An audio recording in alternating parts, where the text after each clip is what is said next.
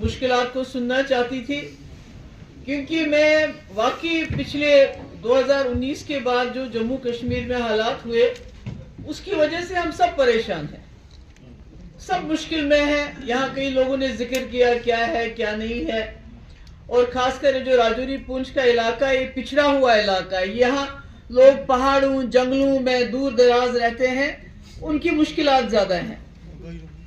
तो आज आप सबका सुनने के बाद मुझे एहसास ये हुआ कि यहाँ तो 2-3 चीज़ें तो पीडीपी के वक्त में हुई थी, मगर उसके बाद वो सिलसिला रुक गया, क्योंकि मुफ्ती साहब को वो मौका नहीं मिला कि उसको आगे चला सकते थे। हमारे वक्त में भी ज़्यादा टाइम नहीं मिला, हालात ख़राब हो गए। मगर मेरा ये मानना है कि अभी भी राजौरी पुंछ में ऐसे कई इलाके हैं जिनको डिस्ट्रिक्ट बनाने की ज़रूरत है, जो ऊपर पहाड़ों शहाड़ों में, ताकि जो एडमिनिस्ट्रेशन है वो लोगों के घर तक पहुंचे। मतलब दूर दराज कहाँ कोटरंका कहाँ बुदर, तो फिर राजौरी उसको आना पड़ता है। इसी तरह जो आपके पुंछ में इतने दूर दराज इलाके हैं, तो पुंछ हेडक्वार्टर, मुझे लगता है कहीं ना कहीं आपको जो हिल जिसको बोलते हैं पहाड़ी डिस्ट्रिक्ट कहीं ना कहीं आपको देने होंगे, ताकि लोगों के पास डीसी पहुंच जाए।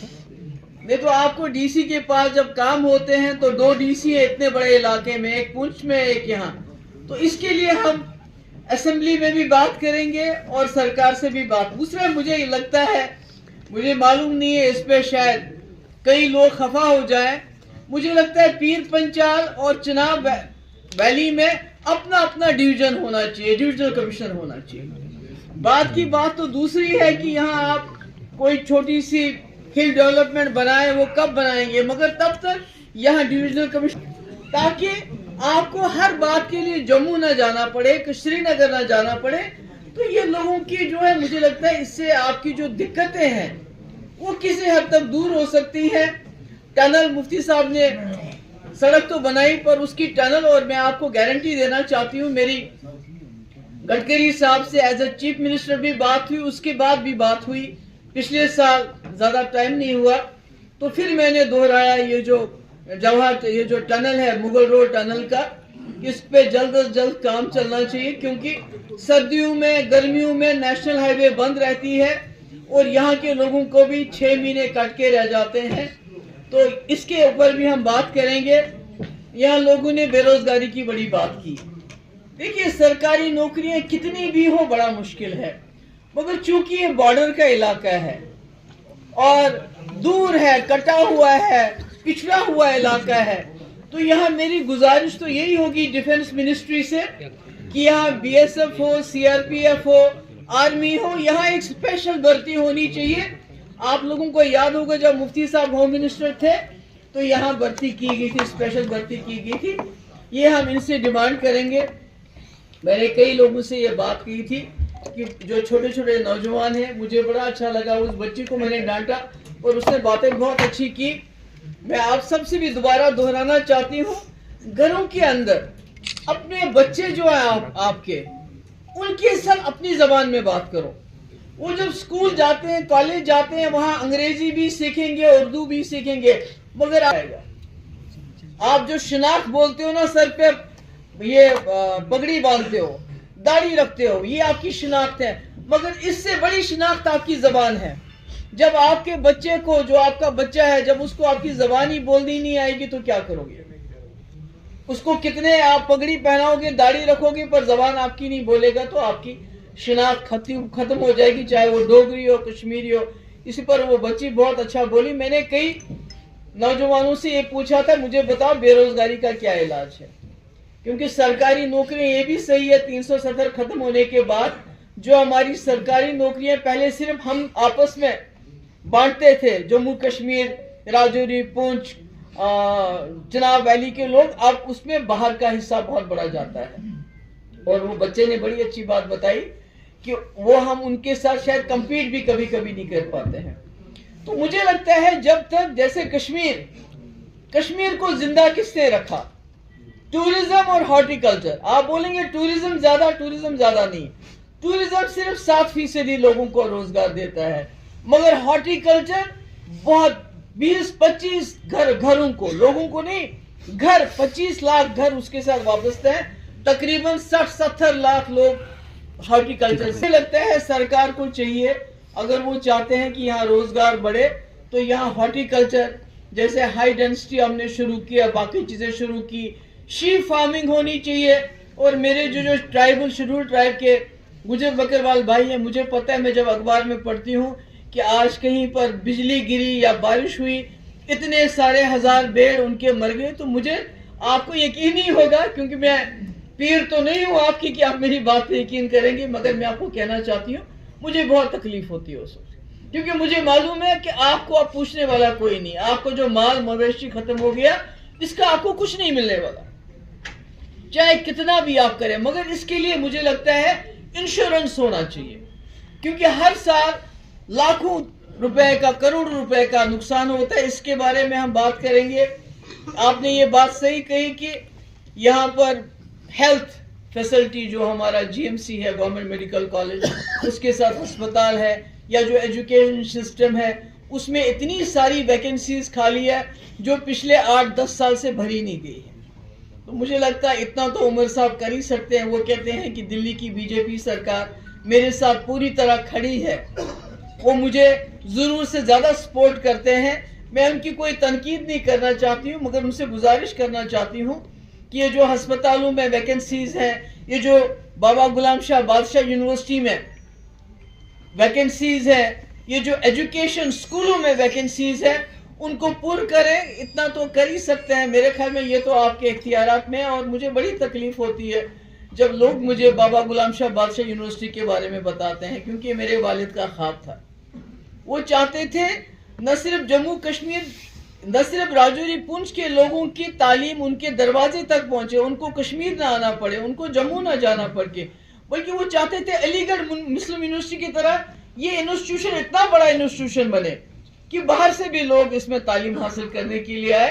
मगर आज मैं सुनती हूँ कि इसकी हालत इतनी खराब है, मेरा दिल टूट जाता है कि मैं वो मुफ्ती साहब के और चौधरी मसूद साहब के वो जो पुराने फोटो देखती हूँ मैं, जब वो इसकी बुनियाद रख रहे थे, फिर कैसे, तो कुछ तकलीफ बहुत होती है जब मैं सुनती हूँ वहाँ लेक्चरर को तनख्वाह नहीं है, प्रोफेसर नहीं है, इंफ्रास्ट्रक्चर नहीं है, रजिस्ट्रार नहीं है, डीसी साहब काम कर रहे हैं पिछले कई सालों से वहाँ का, इस तरह से मुझे तकलीफ होती है। तो मैं उम्मीद करती हूँ कि जो हमारे चीफ मिनिस्टर साहब हैं इसकी तरफ खास ध्यान देंगे। काफी खाली है हर डिपार्टमेंट में, मगर रिक्रूटमेंट इतनी स्लो हो रही है और उसमें भी लोगों को शकूक हो रहे हैं कि भाई, जैसे कई लोगों ने यहाँ जिक्र किया, मुझे मालूम नहीं ये कितनी बात सच्ची है, कि उसमें बोली लगती है, पैसा देना पड़ता है। मुझे लगता है ऐसा नहीं होना चाहिए। और कई बातें यहाँ जो हमारे जर्नलिस्ट साहिबान हैं उन्होंने भी कहा, एक्रीडेशन का उन्होंने मसला उठाया मेरे पास कि जम्मू और श्रीनगर को छोड़ के यहाँ जो बाकी इलाकों के हैं उनको नहीं होता है। और यहाँ बात हुई कि ये जो हमारे फॉरेस्ट एक्ट है उसको लागू नहीं किया जा रहा है, उसको तो लागू किया पर उसको इम्प्लीमेंट नहीं किया जा रहा है, जो बहुत बुरी बात है कि हमारे लोग जो जंगलों में रहते हैं, भेड़ बकरियां लेके जब आप तार बांधोगे, उनको घास चराई का हक नहीं दोगे, उनको जमीन का हक नहीं दोगे, तो फिर फॉरेस्ट एक्ट कहाँ से हो गया। हमने बिल लाया था, हम दोबारा उसको लाएंगे ताकि जो हमारे खासकर शेड्यूल ट्राइब के लोग हैं उससे वाबस्ता हैं, जो 5, 10, 15 मरले पे अपना छोटा सा घर बनाते हैं तो जाके बुलडोजर जाके तोड़ते हैं। हम कोशिश करेंगे कि इस बार हमारा बिल जरूर पास हो जाए, वो रुके ना कहीं। और भी कई चीजें हम करना चाहते हैं, हम सरकार में नहीं पर हमारे 3-4 एमएलए हैं, इंशाल्लाह मुझे उम्मीद है वो इसमें अपना रोल अच्छी तरह पास करेंगे। और आपने यहाँ लॉ यूनिवर्सिटी का जिक्र किया, देखिए जो लॉ यूनिवर्सिटी की कंट्रोवर्सी बन गई, ये अटेंशन डाइवर्ट करने के लिए है। बोले हमें चाहिए, पीर पंचाल वाले बोले हमें, ये एक ध्यान हटाने की बात है। जब मैंने ये बिल पास किया था लॉ यूनिवर्सिटी का, ये आपको पता होना चाहिए, हमने हमारे वक्त में ये बिल पास हुआ था लॉ यूनिवर्सिटी का, इन्होंने नहीं पास किया। तो हमारा ख्याल था कि हम इसमें रिजर्व रखेंगे 1% जम्मू कश्मीर के स्टूडेंट्स के लिए, ताकि ये भी बाहर के लोगों की नजर ना हो जाए। आप देखिए हमारे पास IIM है, IIT है, NIT है, उसमें बताइए राजौरी पुंछ के कितने लोग जाते हैं, کون جاتا ہے؟ کیونکہ آپ کے پاس جب ریزرویشن ہی نہیں ہے، باہر کے لوگ آتے ہیں وہ زیادہ کمپیٹ کر پاتے ہیں، ان کو ملتا ہے، اور جہاں ہمارے بچے کمپیٹ کرتے ہیں جیسے شری ماتا ویشنو دیوی، تو اس کو کالج کو ہی بند کر دیا کیونکہ ہمارے بچے وہاں نیٹ کے ذریعے آ گئے.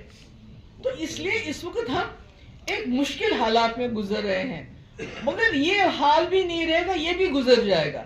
مگر اس وقت ہمیں ایک دوسرے کے ساتھ بات کرنے کی ضرورت ہے، ایک دوسرے کی مشکلات سننے کی ضرورت ہے. جیسے میں آج آئی آپ کی مشکلات، مجھے لگتا ہے جب ڈاکٹر کے پاس جاتا ہے انسان، آدھا درد تو کم ہو جاتا ہے جب ڈاکٹر کو اپنی تکلیف بتاتا ہے. تو ہمارے ہاتھ میں سب کچھ نہیں ہے، مگر کبھی کبھی آواز میں طاقت ہوتی ہے.